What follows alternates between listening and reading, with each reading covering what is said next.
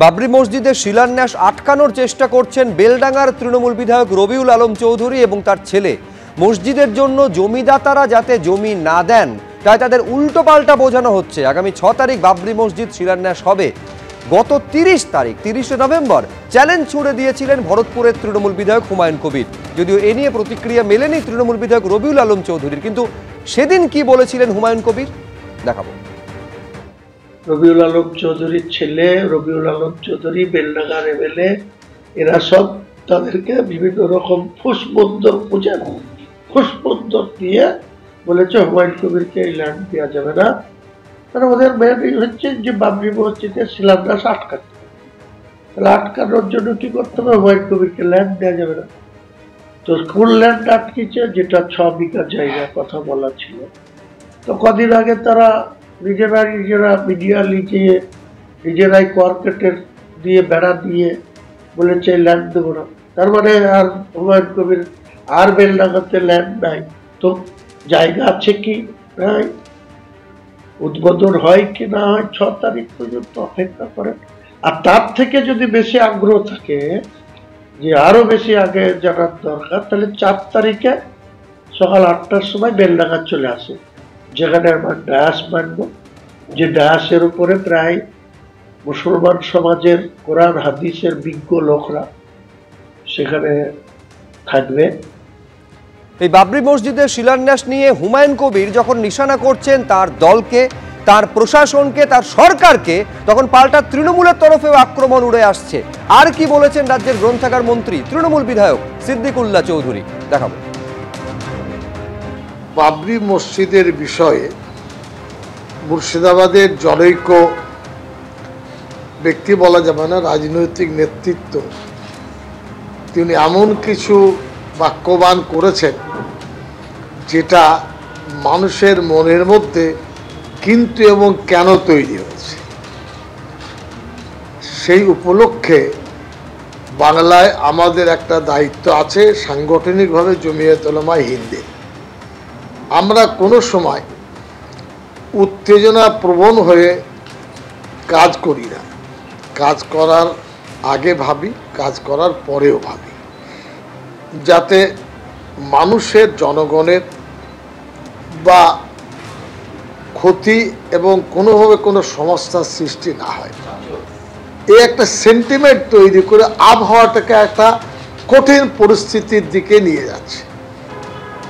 মসজিদ আছে, মসজিদ হবে, মসজিদ থাকবে, কিন্তু 6 ডিসেম্বরকে কেন্দ্র করে প্রেস মিডিয়ায় মানুষের কাছে হাইলাইট হয়ে বাংলায় একটা অশুভ পরিস্থিতি তৈরি করবে, এটা কিন্তু কোনোভাবে আমরা মেনে নিতে পারবো না। হুমায়ুন কবির যখন নিশানা করছেন তার দল, সরকার এবং প্রশাসনকে, মুর্শিদাবাদে বসে তখন মুর্শিদাবাদে পৌঁছচ্ছেন মুখ্যমন্ত্রী মমতা বন্দ্যোপাধ্যায়। আগামীকাল আপনারা জানেন যে মালদায় কর্মসূচি রয়েছে মুখ্যমন্ত্রীর, তার আগে আজ মুর্শিদাবাদে বহরমপুরে পৌঁছলেন মমতা বন্দ্যোপাধ্যায়।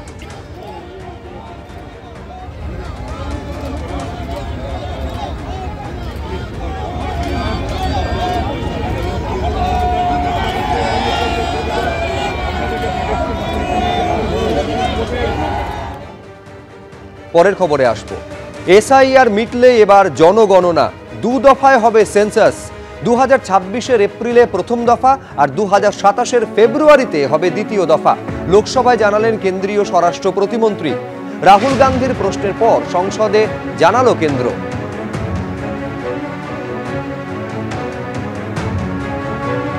দু দফায় হতে চলেছে সেন্সাস। 2026-এর এপ্রিলে প্রথম দফা হবে, 2027-এর ফেব্রুয়ারিতে দ্বিতীয় দফা হবে। অর্থাৎ এসআইআর পর্ব মেটার পর সেন্সাস হবে সারা দেশ জুড়ে। আজ সংসদে এই কথা জানিয়েছেন কেন্দ্রীয় স্বরাষ্ট্র প্রতিমন্ত্রী। 6 ডিসেম্বর হুমায়ুন কবিরের বাবরি মসজিদের শিলান্যাসের ডাক। বাবরি মসজিদের শিলান্যাসে বাধা দিলে রেজিনগর থেকে বহরমপুর অবরোধ করা হবে। আগুন নিয়ে খেলবেন না, পুলিশ প্রশাসনকে হুঁশিয়ারি হুমায়ুন কবিরের। মুসলিমের ভোটে সরকার নির্বাচিত, চলবে না আরএসএস এর দালালি। অশান্তিতে প্ররোচনা দিলে তৈরি রয়েছি, হুঁশিয়ারি ভরতপুরের তৃণমূল বিধায়কের।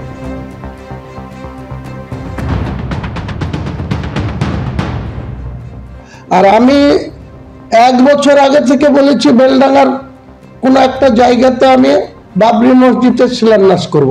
তোদের গা জ্বলছে? তোরা বিজেপির দ্বারা পরিচালিত হচ্ছিস। আপনাদের মাধ্যমে পরিষ্কার করে সতর্ক করছি মুর্শিদাবাদ জেলার পুলিশ প্রশাসনকে, পরিষ্কার করে সতর্ক করছি, আগুন নিয়ে খেলবেন না। চ্যালেঞ্জ থাকলো আমার মুর্শিদাবাদের প্রশাসনকে, 6 তারিখে রেজিনগর থেকে বহরমপুর NH-34 আমার দখলে থাকবে, মুসলিমদের দখলে থাকবে, মুর্শিদাবাদের মুসলিমদের না, রাজ্য মুসলিমদের কত ব্যক্তি এখানে আসবে সেদিন প্রমাণ করব। আপনারা হাতির 5 পা দেখেছেন? মুসলমান ভোট দিয়ে আপনাদের সরকার নির্বাচিত করবে আর আপনারা RSS এর দালালি করবেন মুর্শিদাবাদ জেলায়। আমি শান্তি ভাঙবো না, কিন্তু শান্তিপূর্ণ প্রোগ্রামকে কেউ যদি অশান্তির প্রয়োজনা দেয় তার মোকাবেলা করার জন্য আমি প্রস্তুত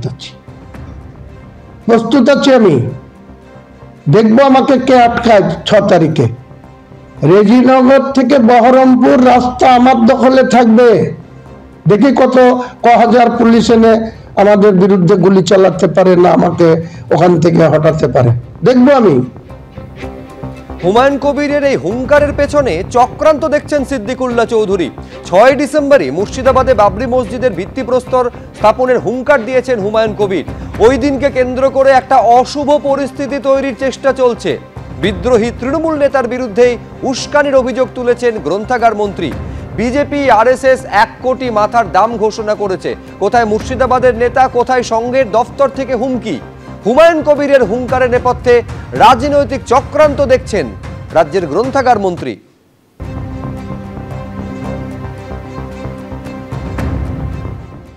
বাবরি মসজিদকে কেন্দ্র করে নতুনভাবে যে একটা আবহাওয়া তৈরি হচ্ছে, এটা মনে হচ্ছে যতদূর সম্ভব এটা রাজনৈতিক একটা চক্রান্ত। বিজেপির কিছু নেতা, RSS এর নেতারা বলছেন 1 কোটি টাকা নাকি তার মাথার মূল্য দেওয়া হবে।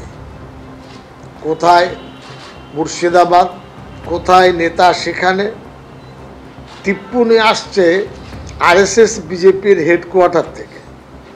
তো এই যোগটা আমার মেলাতে পারছে না, যোগটা কোথায়? অনেকেই মসজিদ বানান, অনেকেই এই লিঙ্কে আমাদের ধারণা হচ্ছে ওই ব্যক্তিকে কেউ হয়তো পরিচিত করেছেন। এর দ্বারাই মুসলমান সমাজের খুব লাভ হবে, কিছু হবে বলে আমি মনে করি না। ABP আনন্দ এগিয়ে থাকে, এগিয়ে রাখে।